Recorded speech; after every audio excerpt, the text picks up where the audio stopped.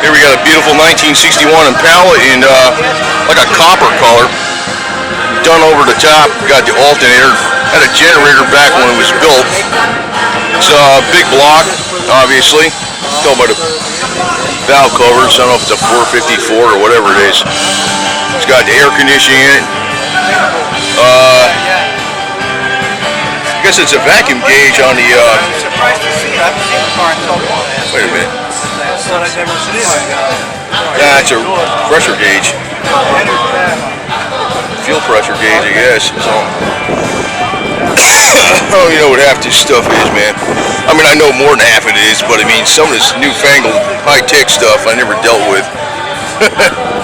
You got your rear speaker in between the seats in the back there, painted to match the exterior, which is a nice touch. Got a 4-speed in it. So, you know, full instrumentation with the speedometer on incorporated in the tach. It's a nice touch like that. Because I'm not sure. Oh, I think the original speedometer, yeah, it went across. Yeah, it went across. That's smart. What are you gonna do, right?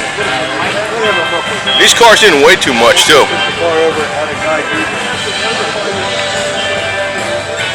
I really like these in a convertible, and you notice with the top, with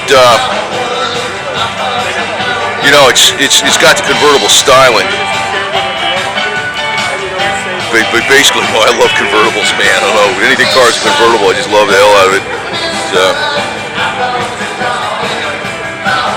This car is done really super nice, man. Really super nice. Got the dual antennas in the back. That's reminiscent of what used to be done way back in the day all the time. I don't know how much more radio power, you know. I think the dual antennas did get a little more reception, but you remember that was how you got, you know, your music all via AM radio. You're lucky you had the FM. You didn't even have 8-track came out what in the 70s or something. So. All you had was that radio, so dual antennas, man.